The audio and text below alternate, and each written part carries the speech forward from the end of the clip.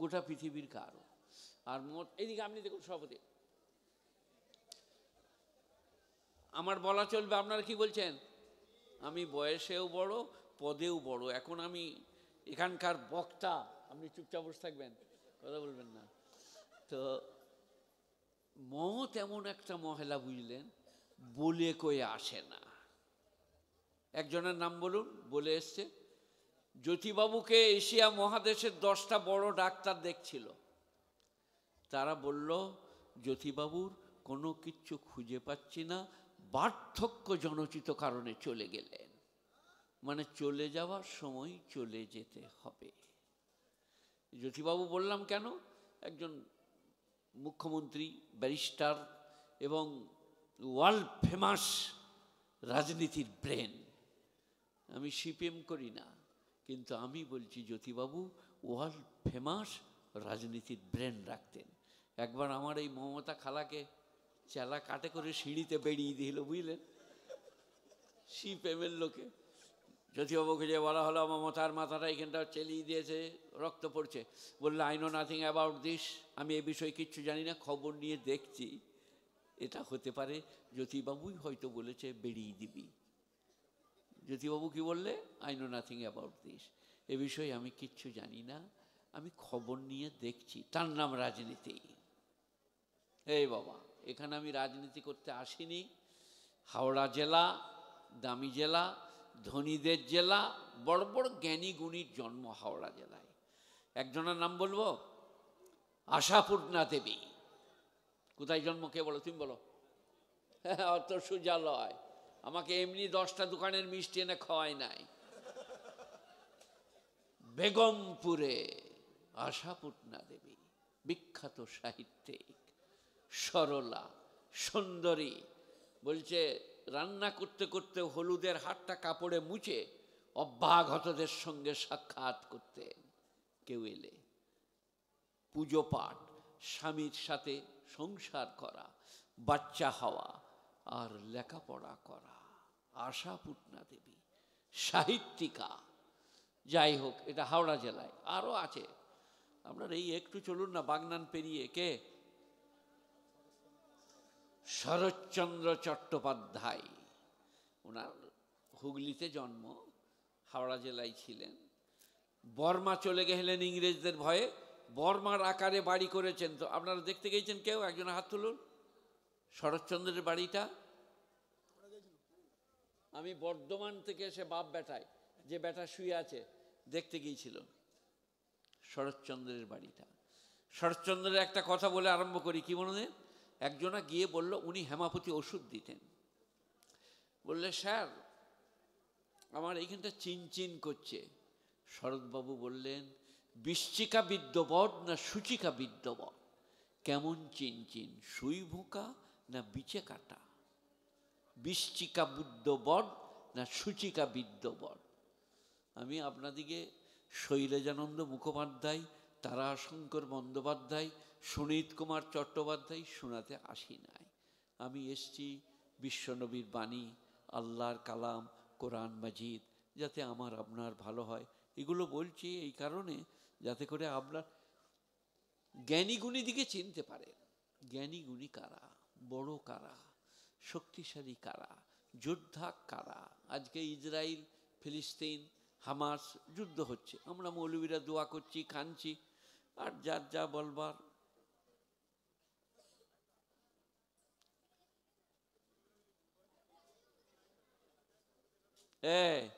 কে কথা বললি রে? ওরে বীজ দিয়ে দেবো, কেঁদে মরে যাবি রে। নবাবের বেটারা এখানে কথা বলি না। আমার নাম শওকত আলী। আমার ছোটবেলাকার নামটা বলবো, শওকত আলী পন্দেক আলী, এটা ছোটবেলাকার নাম। তারপরে নাম হলো হিয়াতন খ্যাপা, তারপরে নাম হলো শওকত আলী। আমার বুবু বলতো, মারা গেল গত বছরে, চাচাই তো বোন। আমার নাম শওকত। কোরআনে আছে গায়রা জাতি শওকাতে আনফালে। শওকাত মানে দবদবা। দবদবা দেখাবো, তাকে বলে শওকত আলী। আর শওকত মানে কাঁটা, শওকাতুন মানে কাঁটা। আমি সবারই গায়ে ভুঁকি, শেরেক বেদাত কুফরির বয়ান করছি 48 বৎসর। বোমা মারতে চেয়েছে, বার করে দিয়েছে, দুতলায় বেঁধে রেখেছে। এই একটু গেলেই আপনাদের বাগনানে তাদের দোকান আছে কাপড়ের, খিরাই, এই যে মেদিনীপুরের খিরাই, 2.5 ঘন্টা ওয়াজ করার পরে মারামারি লেগে গেল। জানালাটা বেরিয়ে ভেঙে দিলে, আমাকে দুজনে ওপরে তুলে নিয়ে যে বস করে রাখলে। তখন আমার গলা শুকিয়ে গিয়েছে, কুয়োর পানি পান করালেও আর গলা ভিজবে না। মারামারি দেখে তারপর বললে চলুন এবার মারামারি বন্ধ হয়ে গেছে, ওয়াজ করবেন। বলে আমি আর বলতে পারবো না, আমার বাপের নামও বলতে পারবো না, আমাকে আপনারা ছেড়ে দেন, যে আবার হয়েছে। দিয়ে একটা টোটো চাপিয়ে খিরাই স্টেশনে পৌঁছে দিল। আমি ঘর চলে গেলাম আর মনে মনে করলাম আর যদি কোনো দিন আসি। তারপর আরও 2-4 জন গিয়েছিল আমার মতোয়াল্লির কাছে, আব্দুল জব্বার মণ্ডল, 4টা রাইস মিলের মালিক, উনি মারা গেছেন। তো ওনাকে যে বললো আপনাদের মূল সাহেবকে আমরা নিয়ে যাবো, একবার বলে দেন। আমার সম্পর্কে নানা হতো, ওই গ্রাম আমার নানির ঘর, আমার মায়ের নানির ঘর, আমার নানির নানির ঘর। তো আমি বললাম আমাকে পাঠাবেন না, ওরা মেরে দিবে। বলে না যান, হাতে পায়ে ধরে ক্ষমা চাইছে। বলে আচ্ছা যাবো। তারপরে অনেকবার এসছি, এই বাগনানে আছে কাপড়ের দোকান, আমাকে দেখলেই ছুটে এসে ধরে, খুব খাতির করে, দারুণ ভালোবাসে। তো এটা 40-45 বৎসর করছি। মেদিনীপুরে গোপীনাথ বাটি, গোলাম মাহমুদ মুর্তজা সাহেব, আমি, আজিজুল হক কাশিমি সাহেব, আব্দুল মান্নান দাসপুরি, সব আছি। 10,000 শ্রোতা, বেদাত, শেরেক, কুফরি। আর আমার বয়স তখন 34-35, এই পাশ করে এসছি। ওরা বললে তাড়াতাড়ি সব মেরে দেব। আমি এনাদিকে বললাম আমাকে পাঠিয়ে দেন। আমি যে বসলাম, যে মাইকটা ধরে সোজা করে নিচ্ছি, মাইক ম্যানকে বললাম তুমি যাও, আমি সোজা করে নিচ্ছি। বললে অহংকার। আমার ওয়াজ ভুলে গেলাম, 10,000 লোক, অহংকার। আমি তখন একটু বলি, সুর করে পালিয়ে গেলাম। আর ওদিকে বললাম কে যাবে যাও, আমি আর পারবো না। এখন আর বলা হয় নাই। যেখানে রেখেছিল মসজিদ, তার একটা জাইলা দিয়ে 10 জনা বক্তা লুকিয়ে গোমবাড়ির ভেতরে রাত্রি 12টায়, ওতে মুর্তজা সাহেবও ছিলেন। তারপরে আপনাদের কাছে এসে বসেছি, কি করছি বাংলার জন্যে বুঝুন। মুর্শিদাবাদে বাউল বস্তুমরা বললে গুলি মেরে দেবো। আমরা পুলিশ ডাকলাম, পুলিশ বললে আমাদের ভোটের কাজ চলছে, যেতে পারবো না। আমরা বললাম জলসাটা তাহলে হবে না। সুন্দরপুর মুর্শিদাবাদে বললে তোমার গাড়িতে বোমা মেরে দেবো। আমি যাবো না, বোমাও মারতে হবে না। এই করে বেড়াচ্ছি 45 বৎসর, আর আপনারা আমাদিকে নিয়ে ইয়ার্কি করছেন। কাঞ্চি, শেরেক, বেদাত, কুফরি, অন্যায়, অত্যাচার, অবিচার, দুর্নীতি। আপনারা আমার ওয়াজ শোনেন নাই?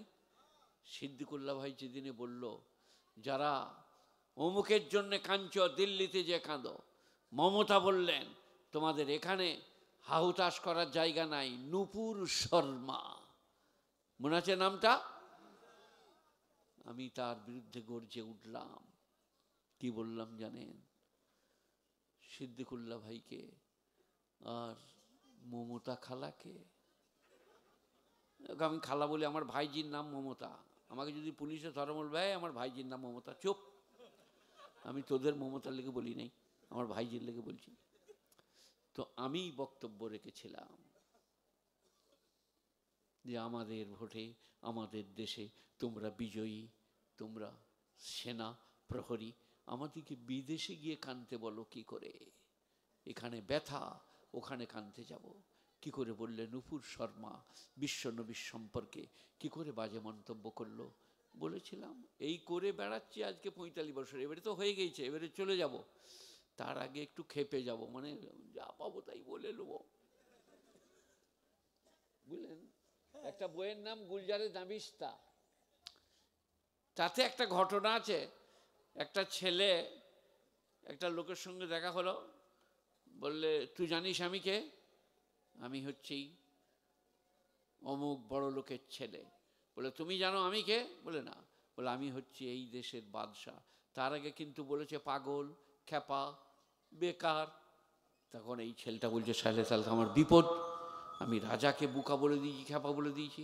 তখন ছেলেটা বললে কিছু মনে করবেন না, মাসে আমার 3 দিন না আমি খেপে যাই, এই একটা দিন আজকে, তার মানে আমি খ্যাপাই বলেছি আমার কিছু করো না, বুদ্ধি বার করলে রাজাকে আজে বাজে বলে ফেলেছে। তো আমাকে, আমি ওয়াজ করে বলেছি, মুদির পুলিশে, মমতার পুলিশে যদি আমাকে ধরে নিয়ে যায় থানাকে, আমি থানার চেয়ারে বসে বসে পেশাব করে দেবো।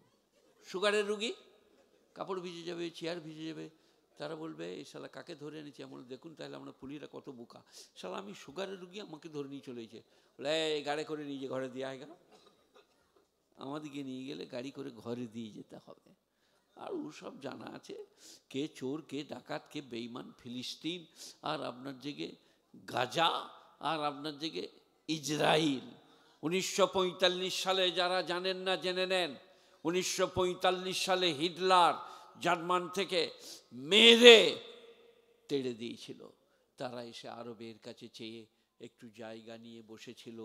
আজ তারা বলছে ফিলিস্তিন আবার কে, হামাস আবার কি, বাইতুল মাকদাস আবার কোনটা।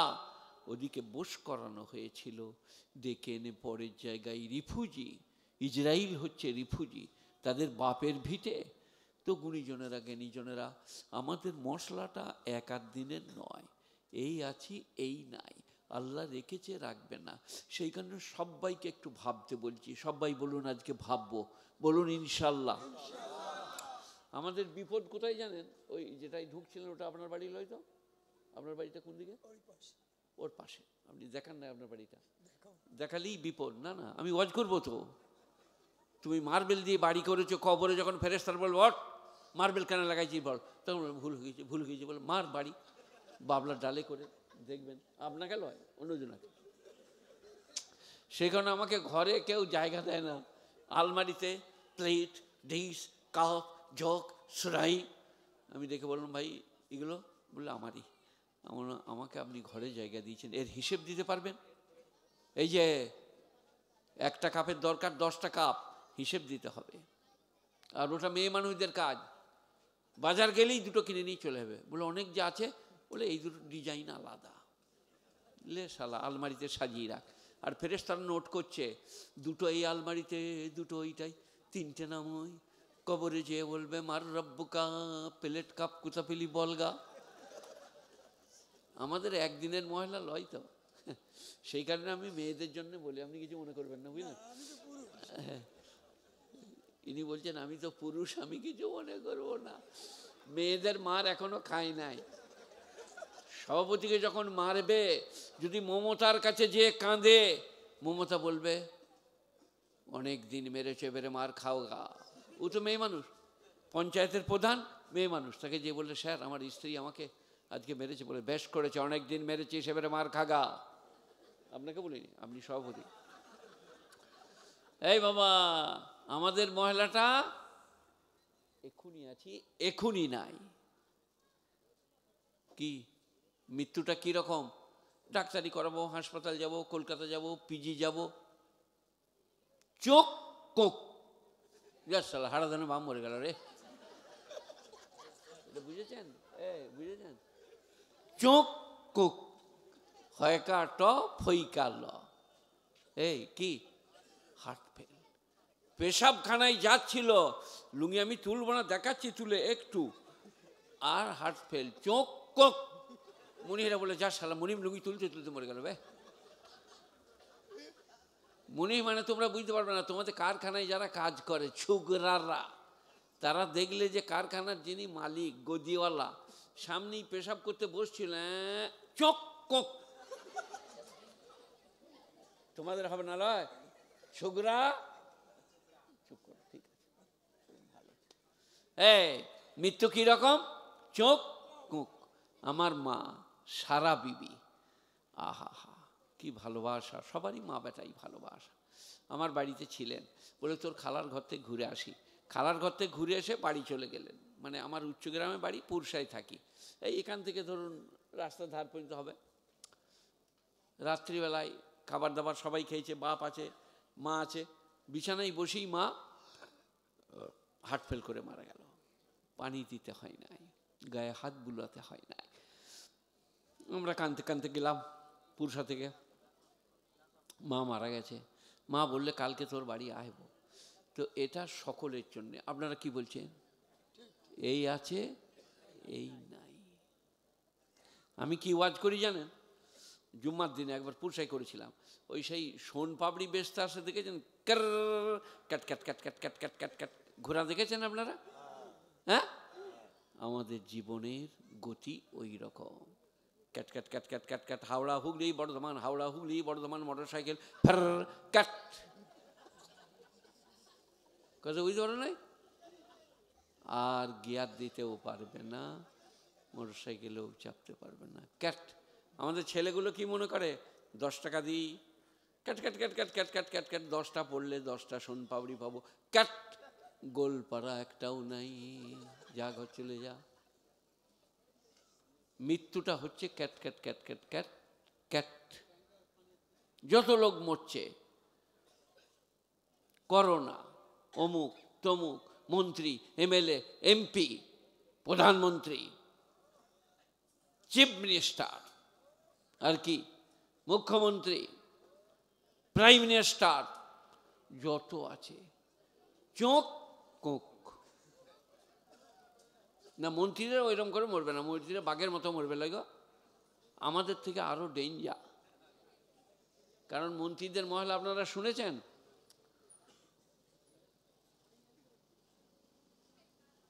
প্রধানমন্ত্রী কি নাম ছিল তার, পাঞ্জাবিদের, মনমোহন সিং, ওরা কংগ্রেস, ওদের নামে একটা কেলেঙ্কারি বেরুলো, কত 11,000 কোটি টাকার কয়লা খেয়ে নিয়েছে, কয়লা কেলেঙ্কারি। কত টাকার? 11,000 কোটি কয়লা। আমার আসলে এত কয়লা কি করে খেলে রে? কয়লা খেয়ে নিয়েছে না কয়লা কেলেঙ্কারি করেছে? কয়লা সাপ্লাই দিয়ে 11,000 কোটি। আর এই যে বিহারে একজন আছে, ওর নাম কি, লালু প্রসাদ যাদব, 1000 কোটি টাকার গোখাদ্য কেলেঙ্কারি, গরুর খোল ভুসি সব খেয়ে নিয়েছে, গরুর আর খেতে পাচ্ছে না, তো মরে যাচ্ছে খালি। মন্ত্রী, গুণীজনেরা, জ্ঞানীজনেরা। তাই বিশ্বনবী এসে বললেন, ইসলামকে নিয়ে হেলাফেলা করো না, আজ আছো কাল থাকবে না, যতক্ষণ আছো নামাজ রোজা করো, হজ যাকাত করো, দাড়ি রাখো, স্ত্রীকে ভালোবাসো, পরেজগার মুত্তাকি হও, সত্য কথন, সত্য কথা বলো, আজকেও ভালো হবে, কালকেও ভালো হবে, যেতে হবেই, যেতে হবেই। এখানে আবার হাওড়ায় কাপড়ের কাজ তো নাকি, 400 টাকা মিটারের কাপড়ে 100 টাকা মিটারের কাপড় কেটে তলাই ভরে দিলে, সেলাই করে দিলে, কবরে গেছে, ফেরেশতারা বলছি স্ট্যান্ড আপ, বলছে আমি কিছু করি নাই, আমি কাপড় সেলাই করে খেতাম। বলে এই ভেতরে কি কাপড় ভরিলি বল, একবার গোলমাল হয়ে গেল গো। বলে তাহলে দাঁড়া, এবারে বাবলার ডাল নাহলে আঁকর ডাল পিঠে চালাবে। বলে শালা আর কোনোদিন আমি কাপড়ে ভরবো না, ছেড়ে দাও। বলে আর তো যেতে পাবি না, যা হবার একবার হয়েছে। চুরি ডাকাতি, মিথ্যা প্রবঞ্চনা, প্রতারণা, অন্যায় অত্যাচার, অবিচার, দুর্নীতি, সব সাবধান হয়ে যান। আমাকে জানেন, আমি বিয়ে করতে গেছি 19 বছরে, তখন বগরুয়া বেরুইল, বগরুয়া, চাঁচি নাই, মৌলবি লয়, স্কুল কলেজের ছেলে। আমার এক মামা এসে বাড়ি মেরে দিলে পালকির, এগুলো জানতে পারি নাই, সারাদিন নাই। ইসলামের একটা শেয়ার, লোগো। আপনি মুসলমান, বাস অ্যাক্সিডেন্ট করে মারা গেলে উলঙ্গ না করলে জানা যাবে না আপনি মুসলিম না অমুসলিম।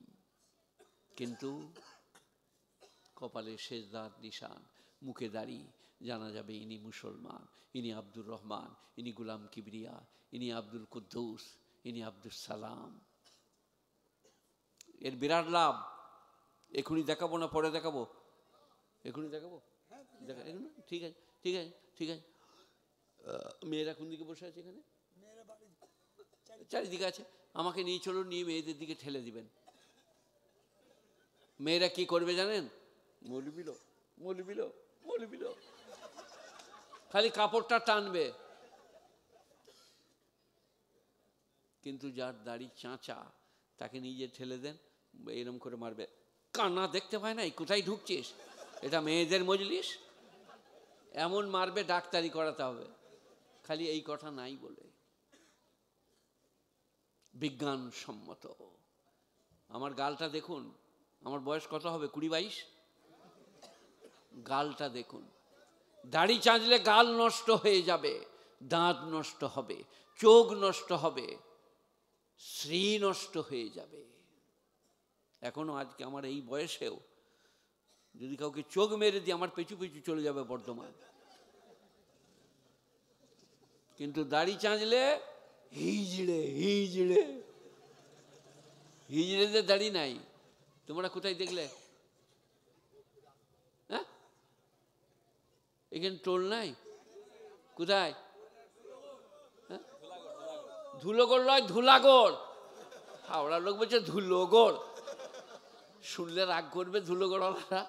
ধুলাগড়, এদের সারা রাত এমনি করছে ফটাস ফটাস, কিন্তু আমার গাড়িটা যেয়ে দাঁড়ালে পেরিয়ে যাবে, হাততালি মারবে না, কসম খুদার। কথা বলে না এরা। ট্রেনে বাসে চাপে না নাকি? ট্রেনে দেখবে এই ফেল কাকে, যার চাচা, যার দাঁড়িয়ে আছে তার সামনে হাত পাতবেও না, হাততালি মারবেও না। এই কঠিন বরকতে হিজড়ে, তারা কোরআন হাদিস বোঝে না, কিন্তু এটা বোঝে, এটা বিশ্ব নবীর আদর্শ। কিন্তু যতই বুঝোই আপনারা শুনবেন না। আমার স্ত্রী মাহমুদা বিবি, তার মনে হয় না যে মোল সাহেব দাড়িগুলো চেঁচে দিলে একদম কেমন লাগে? আপনারা কি বলছেন? মনে হয় না? চেঁচে দেবো একবার, তাহলে ইনি আর আমাকে নেবেন না, বলবে গেট আউট ফ্রম হিয়ার। ইমামতি হবে না, মুয়াজ্জিনগিরি চলবে না, গাঁয়ের একজন শ্রেষ্ঠ লোক বলে প্রমাণ হবে না দাড়ি চেঁচে দিলে। তাই পুরুষদের দাড়ি আর মেয়েদের অবগুণ্ঠন, কাপড়টা কপাল থেকে নামিয়ে নেওয়া, অবগুণ্ঠন, পর্দা, হেফাজত, এত মানাবে মেয়েদিকে। কাপড়টা যদি একটু নামিয়ে দেয়, গা যদি ঢেকে রাখে, এত ভালো লাগবে আর এত ইজ্জত বেড়ে যাবে। কোরআন শরীফ 16 পারা, সূরায়ে মারিয়াম। কি সূরায়ে মারিয়াম? মরিয়ম লয়, বিটির নাম দেখেছে দেখে মরিয়ম মরিয়ম করছে। মারিয়াম, ইজ ক্বালা রাব্বুকা লিল মালাইকাতি ওয়াজকুর ফিল কিতাবে মারিয়াম ইজ ইনতাবাযাত মিন আহলিহা মাকানান শারকিয়্যা। সেদিনের কথা স্মরণ করো যেদিনে মারিয়াম তার আত্মীয়ের বাড়িতে গোসলের জন্য গেলেন পূর্বাঞ্চলে, আত্মীয়ের বাড়ির পূর্ব দিকে। ওয়াত্তাখাযাত মিন দুনিহিম হিজাবা, আর নিজেকে আবরণ এবং পর্দার মধ্যে করে নিলেন। গোসলখানাটা চট দিয়ে হোক, গামছা দিয়ে হোক ঘেরে নিলেন। কোরআন 16 পারা, ওয়াত্তাখাযাত মিন দুনিহিম হিজাবা। হেজাব মানে পর্দা। আপনারা জানেন না? জানেন না? পর্দা করে নিলেন, গোসল করবেন। মারিয়াম, এই বাইতুল মাকদাস, জেরুজালেম, এইখানে ঈসা আলাইহিস সালাম জন্মিয়েছেন, বেথলেহেমে, আমাদের সঙ্গে জড়িত। এই বাইতুল মাকদাসে বিশ্বনবী সমস্ত পয়গম্বরদের সামনে ইমামতি করেছেন। এই বাইতুল মাকদাসের দিকে সাবাতা আশারা শাহরান, 17 মাস নবীজি নামাজ পড়েছেন কেবলা রূপে এই বাইতুল মাকদাসে। এখানে কেউ যদি হাজি থাকেন হাত তুলবেন। হাজি, হাজি কই কে? আপনারা মদিনা থেকে কুবা মসজিদে গেছেন? কুবা মসজিদ, দুটো কেবলা, একদিকে নামাজ পড়ছিলেন, আল্লাহ বললেন ফাওয়াল্লি ওয়াজহাকা শাতরাল মসজিদিল হারাম, আর একদিকে ঘুরে গেলেন। তাই কুবা মসজিদের দুটো কেবলা, সেও আমাদের সঙ্গে জড়িত। গুণীজনেরা, জ্ঞানীজনেরা, তাই বাইতুল মাকদাস সম্পর্কে দোয়া করা, কাঁদা, জেহাদ হলে বেরিয়ে যাওয়া, এ আমাদের উপরে অপরিহার্য কর্তব্য।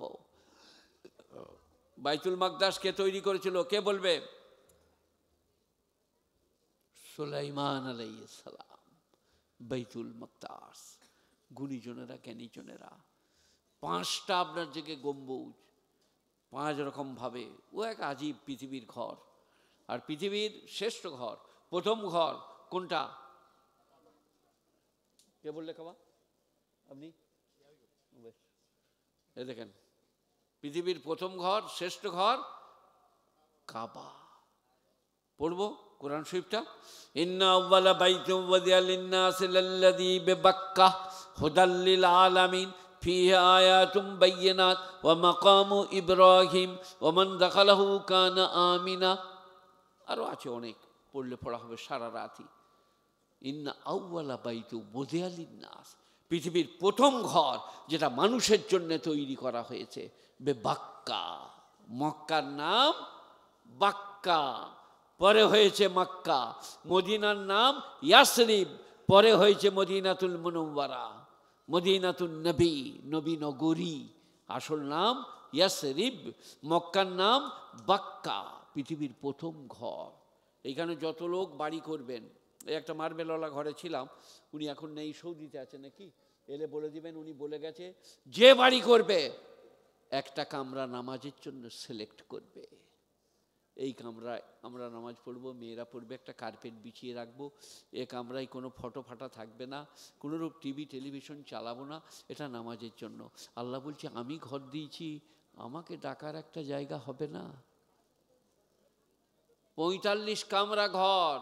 আমি যে বললাম বাবু নামাজ পড়বো, বলে আমাদের ঘরে নামাজ হবে না, একটাই স্বামী বিবেকানন্দ আছে, একটাই কাজী নজরুল আছে, একটাই ফটো আছে। বলে কোথা পড়বো? বলে আপনি মসজিদ চলে যান, এখানে হবে না। কি বললেন আপনি? আল্লাহ ঘর দিয়েছে, তাকে ডাকবার একটা কামরা হবে না? আপনারা কি বলছেন বলুন? আহা, সেই কারণে বলছি মৃত্যু আজ কাল পরশু তরশু নয়। আমি এই ক বছর হবে গো, 2-3 বছর আগে না 4 বছর আগে আমি মারাই গিয়েছিলাম আর কি, এরম করেছিলাম। সব লোক দেখতে আসছিল, ছেলেরা ফটো ছেড়ে দিলে শওকত মারা গেছে। আবার আল্লাহর ইচ্ছা হায়াত ছিল, আবার ওয়াজ করে বেড়াচ্ছি, সুস্থ হয়েছি।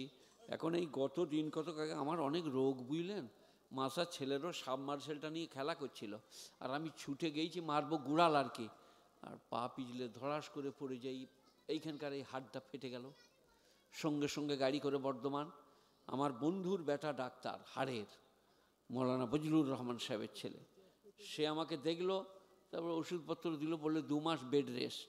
এখনও চলছে, মানে আমাকে ওই জন্য না ধরলে চলতে পারছি না, আপনারা দেখেছেন, টোটো করে আনলে, মোটর সাইকেলে বসতে পারি না।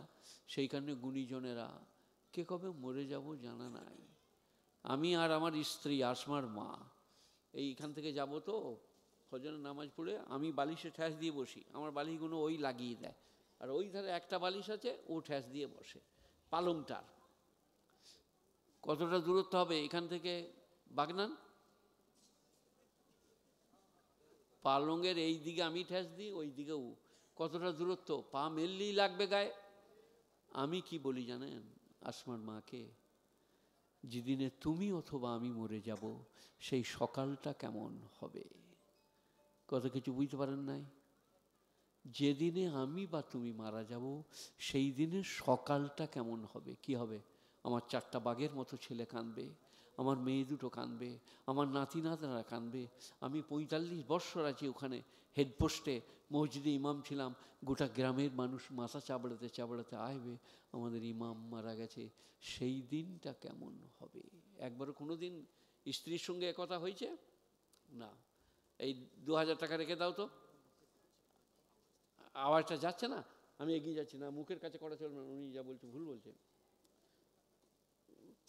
আপনি বললেন তাহলে কিছু বলা যাবে না, আপনাকে বলা যাবে না, নাহলে বলতাম কালকে ছেলে মুফতি সাহেবকে বলা যাবে, আমার ওস্তাদ, মুফতিরা আমার ওস্তাদ। কিন্তু আমি এককালে বলতাম ওনাকে লয়, এই আমাদের ছেলেরা যারা মুফতি হচ্ছে, আমি তোদের মতো মুফতি আমি কোচড়ে 5টা রাখি, ওনাকে বলবো না। এই বাবা বলছে মাইকের একটু কাছে বলুন, নাহলে আওয়াজটা যাচ্ছে না। ঠিক আছে, খুব ভালো, খুব সুন্দর।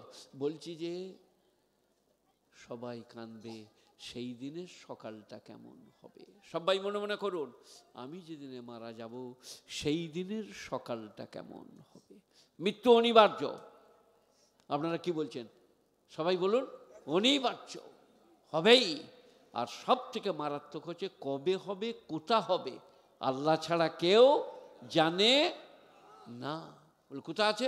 কোন শরীফ? ইন্নাল্লাহ ইনদাহু ইলমুস সাআহ ইউনাজ্জিলুল গায়স ইয়ালামু মা ফিল আরহাম ওয়া মা তাদরি নাফসুম মাযা তাকসিবু গাদা ওয়া মা তাদরি নাফসুম বিআইয়ি আরদিন তামুত ইন্নাল্লাহা আলিমুন খবীর। কোরআন শরীফ। কি গো হাফেজ সাহেব, লোকমান তো নাকি?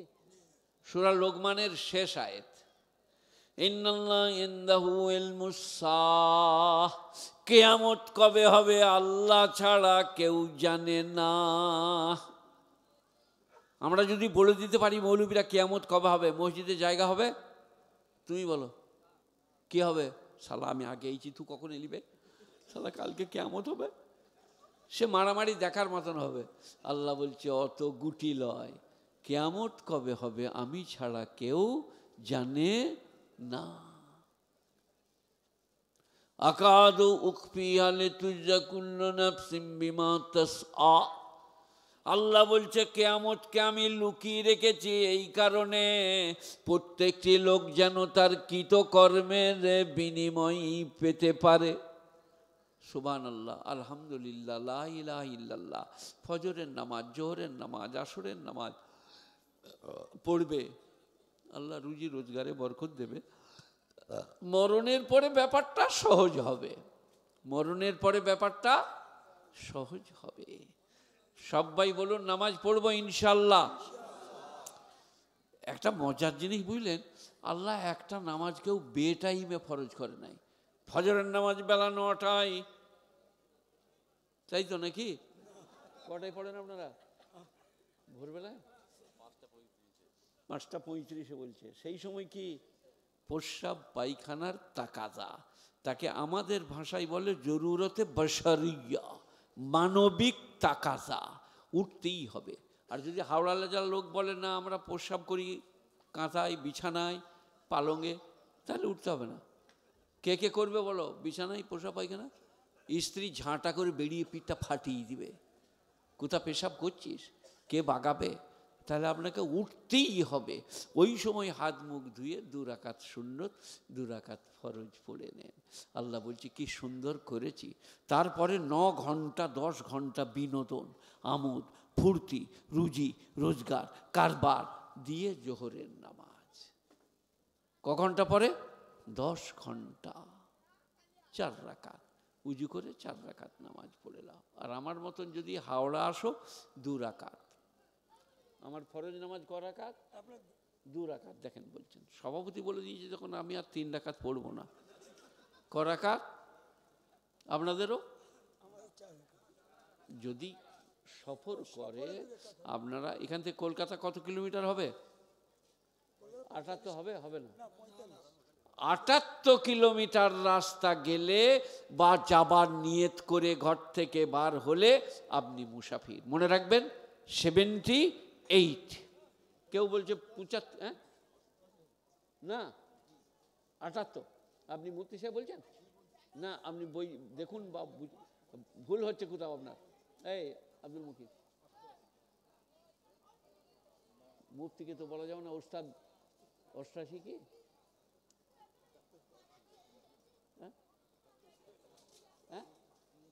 উনি 88 বলছে। 88 কি?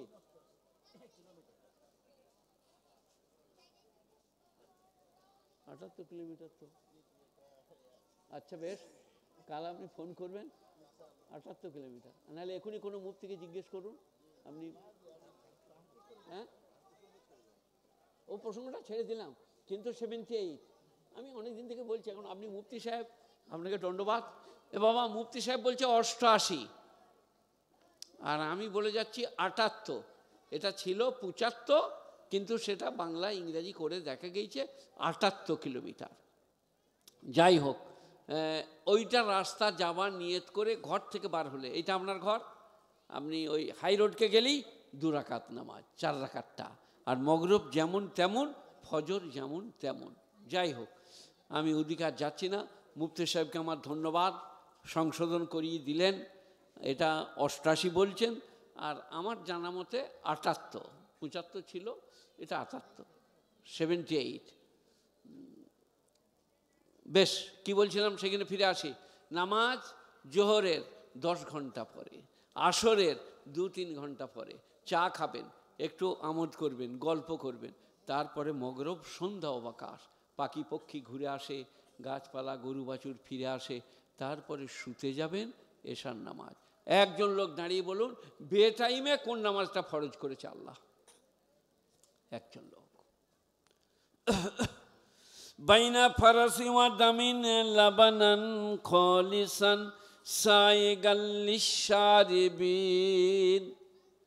গোবর আর রক্তের ভেতর থেকে নিচুড়ে নিচুড়ে বিশুদ্ধ দুগ্ধ, খালিস মানে বিশুদ্ধ দুগ্ধ সাপ্লাই করি। বাইনা ফারাসি ওয়া দামিন লাবানান খালিসান সাইগাল লিশারিবিন। গোবর আর রক্তের ভেতর থেকে নিচুড়ে নিচুড়ে বিশুদ্ধ দুগ্ধ দান করি। রক্ত আর গোবর থেকে আসছে, দুধে রক্তের ফোঁটা নাই, গোবরের গন্ধ নাই। ওয়াজ করতে হবে না মৌলবী শকতকে, বড় বড় আলেমের কাছে শুনতে হবে না, দুধের গিলাস ধরলে মনে হবে নামাজ পড়ি। আর মায়ের পেটে বাচ্চা ভূমিষ্ঠ হওয়ার পরে গাদ দুধ প্রথম দিনের, সেই দুধ যদি পান করে ছেলে 10 মাস 11 মাস পর্যন্ত মাথা ধরবে না। আর গরুর বাছুর হলে গাদ দুধটা, লাল দুধটা পান করালে 1 বৎসর পর্যন্ত বাছুরটার আর অসুখ বিসুখ করবে না। কি রেখেছে আল্লাহ দুধে? গুণীজনেরা এইখানে বসে আছেন আমার কাছে, কি সুন্দর আকৃতি, কি নাক, কি চোখ, কিন্তু আল্লাহ অন্যরকম বলছেন। ফি আইয়ে সূরাতিম মাশারাক্কাবাক, আমি তোমাকে তোমার মায়ের জরায়ুতে যে রূপে চেয়েছি সেই রূপে গড়েছি। একজন লোক বলুন ক্যাপসুল খেয়ে নাক হয়েছে, ট্যাবলেট খেয়ে চোখ হয়েছে। এই নাক, চোখ, ঠোঁট, দাঁত কে তৈরি করেছে? কোথায়? মায়ের পেটে। ফি করারিম মাকিনিন ইলা কদারিম মালুম, সুনির্দিষ্ট জায়গাতে সুনির্দিষ্ট দিন পর্যন্ত রেখেছি। ভূমিকম্প, খরা, কত ঝগড়া, কত বাষ্ট, মায়ের পেটের বাচ্চা কিচ্ছু জানবে না। কোরআন ফি করারিম মাকিন ইলা কাদারিম মালুম, সুনির্দিষ্ট জায়গায় সুনির্দিষ্ট দিন পর্যন্ত। আর কি আকৃতি! ওপর থেকে কিছু গড়িয়ে এলে ভুরু এই দিকে দিকে চলে যাও, চোখকে যেতে পাবে না। সংকোচন, প্রসরণ, কুনো, কবজি, আল্লাহ বলছে কি আমার, ওইগুলো কি বলেছে জানেন? আমি যেখানটা যেখানকার সেইখানে জুড়েছি। রাক্কাবা ইউরাক্কাবু তারকিবান, যেমন করে চেয়েছি তারকিব দিয়েছি। হাতটা, বাজুটা, কপালটা, কোমরটা, এইটাকে চুটিয়ে ডাক্তাররা কেড়ে দিচ্ছে, দিয়ে মগজের অসুখ পরীক্ষা করছে, মাথাটা তুলে নামিয়ে রাখছে, আবার বসিয়ে দিচ্ছে। কি সৃষ্টির রহস্য! গুণীজনেরা, জ্ঞানীজনেরা, ন্যায়নিষ্ঠবানেরা, আল্লাহওয়ালারা, মেহেরবান ভাইরা, দিনদার, পরেজগার, মোত্তাকিরা, সবাই বলুন পাঞ্জেগানা নামাজ পড়ব, বলুন ইনশাআল্লাহ। আমাকে একজনা বলছিল এ গায়ে লয় অন্য গায়ে, আমাদের গায়ের যারা জলসা দিয়েছে, জলসা কমিটির ছেলেরা নামাজ পড়ে না, একটু বলবে না? আমি বলবো না। তারা নামাজ পড়ে না বলে আমাকে এনেছে, নামাজ পড়ালে আনতো না। কিছু বুঝে লাভ না দেয়। তারা বেনামাজি বলে আমাকে এনেছে, এইরকম নামাজি হলে বলতো জলসা ফলসা করে কোনো লাভ নাই, নামাজ পড়ো, রোজা রাখো। সেই কারণে ওরা ওদের দলে আমরা না। কি বলছেন? না, 50 বৎসর নামাজের জন্য অনুরোধ করছি। জলসা করলে পার হবেন না, নামাজ পড়তেই হবে। নামাজ অমোঘ ফরজ। নামাজে রুজিতে বরকত, নামাজে হায়াতে বরকত, নামাজে রুজির বরকত রেখেছে আল্লাহ তাআলা। ইন্নাস সালাতা তানহা আনিল ফাহশাই ওয়াল মুনকার। নামাজের মতো নামাজ পড়লে হবে না ওখানে আপনার দুজনের মধ্যে একজনা, ঝগড়া লাগবে না তো? ও এই ছেলেটা সেই আমাদের ওইখানে গেল না, আমার খাবার ওইখানে। বসো, তুমি ভালো করে বসো, আমি উঠিয়ে দিয়েছি, তুমি বসো না। ও আমাকে মারবে, আমি বুঝে নেবো। এই যে কি বললাম, নামাজ, নামাজ, ইন্নাস সালাতা তানহা আনিল ফাহশাই ওয়াল মুনকার। নামাজের মতো নামাজ পড়লে লটারির টিকিট কাটতে পারবেন না, চুরি করতে পারবেন না, মিথ্যা বলতে পারবেন না, মেয়েদের দিকে চেয়ে থাকতে পারবেন না, কোনো অন্যায় করতে পারবেন না। আমরা নামাজ আপনাকে বাধা দেবে, কিন্তু আমরা করছি, তাহলে নামাজটা নামাজ এখনো হয় নাই। নামাজের মতো নামাজ পড়লে আপনাকে অন্যায় থেকে বাধা দান করবে না। নামাজের কথা যখন এলো, একটা জায়গা পড়ে দিই কোরআন শরীফ। قد أفلح المؤمنون الذين هم في صلاتهم خاشعون। 18 পারা, সূরা মুমিনুন, প্রথম রুকু, প্রথম আয়াত। মন দিয়ে শুনবেন মায়েরা, বোনেরা, ভাইয়েরা।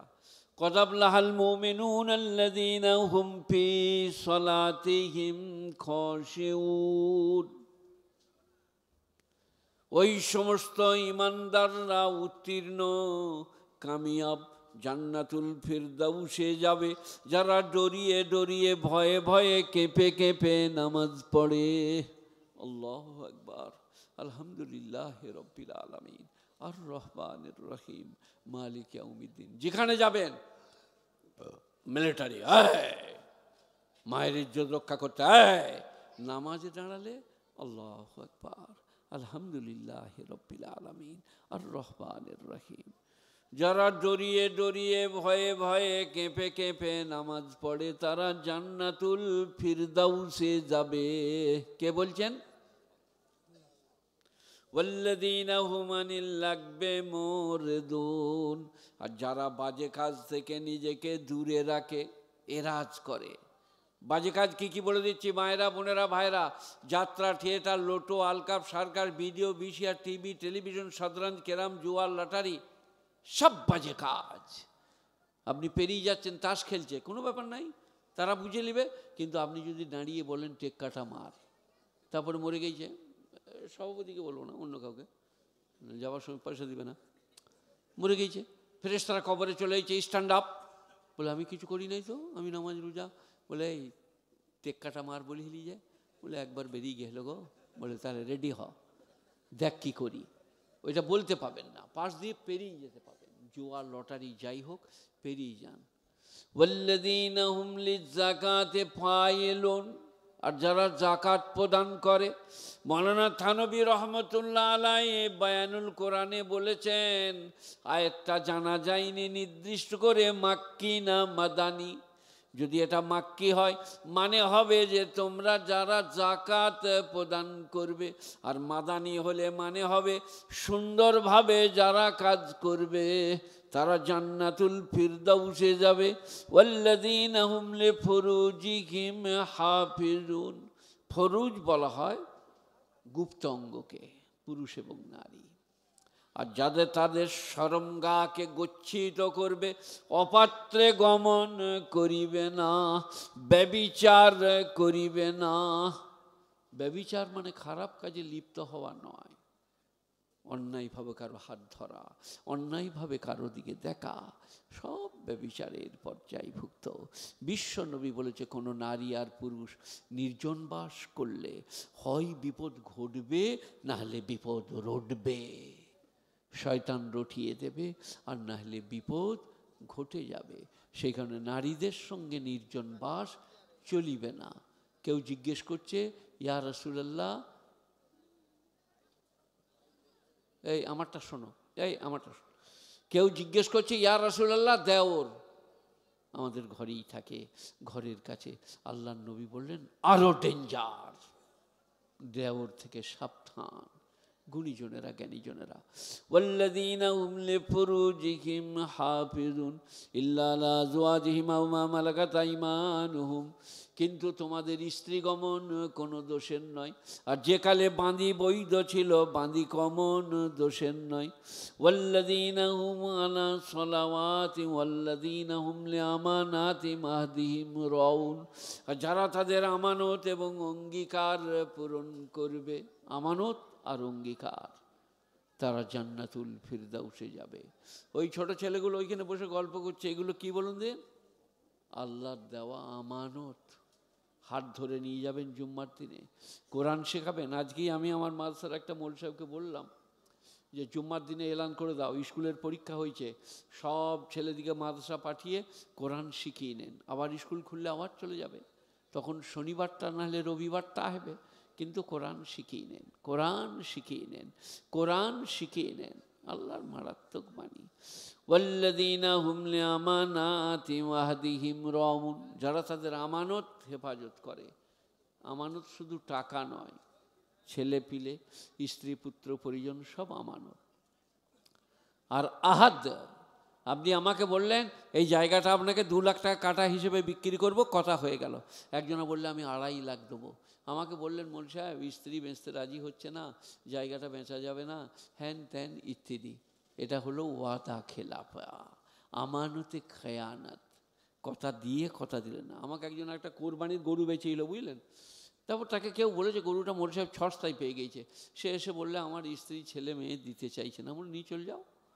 অন্য লোক হতে দিত না, ঝগড়া করতো, বায়না দিয়েছি, গরু কিনে নিয়েছি, আবার কেন চাইছো? এইটা আল্লাহ বলছে ওয়াল্লাযীনা হুম লিআমানাতিহিম আহদিহিম রাউন, যারা তাদের আমানত এবং অঙ্গীকারের হেফাজত করে, তারা জান্নাতুল ফিরদাউসে যাবে।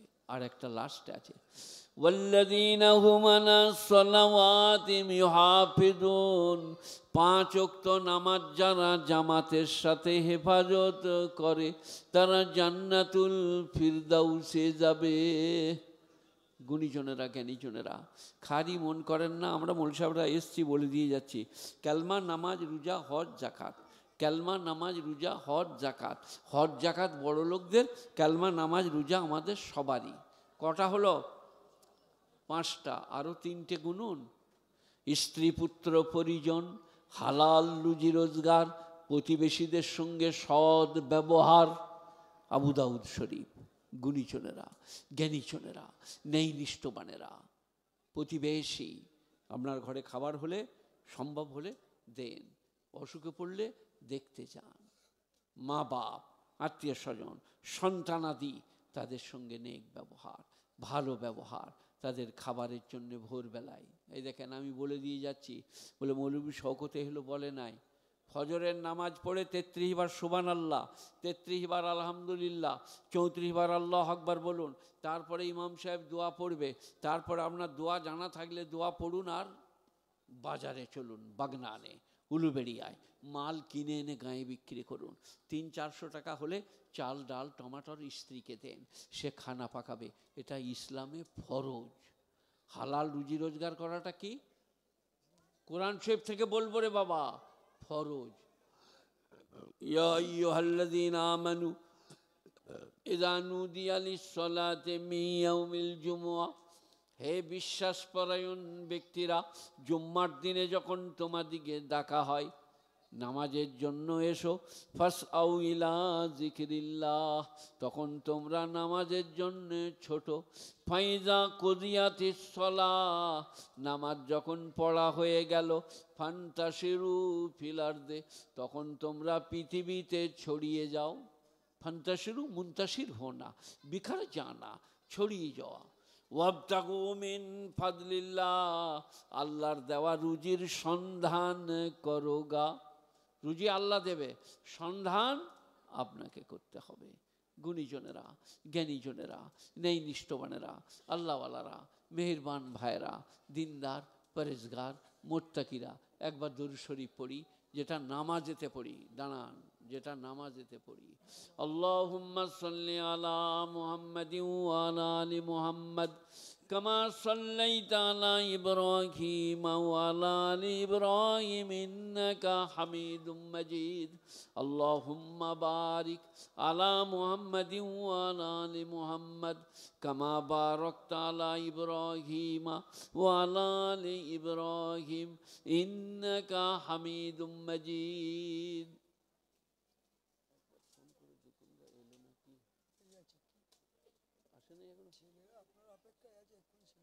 আমি তো আর 1 মিনিট পারবো না, দেখতে না লাগছে, আপনি দেখুন এলো কি না। আসতে বললেন না না, আপনি খোঁজলেন না, আপনি সভাপতি আমার বন্ধু।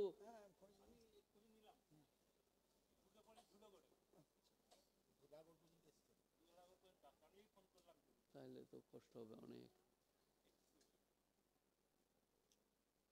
আমি আপনাদের হাদিয়া নাজারানা কিচ্ছু নেবো না, আমার ডান পেটে বাঁ পেটে লাগছে, আপনি ধুলাগড় দেখিয়েন না। আমি একটা পদ্য বলছি, বুঝলেন, বলে তারপরে ওনারা অন্য কাউকে চাপাক, আপনি আর কাউকে চাপান। এই মুফতি সাহেবকে বলুন একটু। হ্যাঁ, ভুবন জুড়ে রূপের মেলা, কদম কদম ভয়, জানি না মন কোথায় কখন পথেই বসে রয়। আমার চলার পথে প্রিয় কাঁটার ছড়া ছড়ি, আর পারি না সামলাতে মন তোমার পায়েই পড়ি। তোমার প্রেমের পীযুষ পানে ধরার বুকে রস, তোমার গুণের কিরণ গুণে গুণীর যত যশ। তোমার রূপের আবির মেকে রূপের অভিমান, নিখিল জুড়ে যেথাই দেখি শুধুই তোমার দান। সাগর বাতাস ঢেউয়ে বাজে তোমার মোহন বাঁশি, নীল আকাশে তারাই চাঁদে তোমার মধুর হাসি। লতায় পাতায় ফুলো রাজে তোমার মোহন রূপ, নিখিল মনের বুকে জলে তোমার প্রেমের ধূপ। আর বিশ্ব নবীর একটা বলি, মরুর বুকে বহে কার এ প্রেমের পীযুষ ধারা, একার অনুরাগে সকল বাঁধন হলো সারা। তুমি এলে উঠিল ঝড় প্রেমের তপবনে, মনের মাটি সোনা হলো তোমার পরশ গুণে।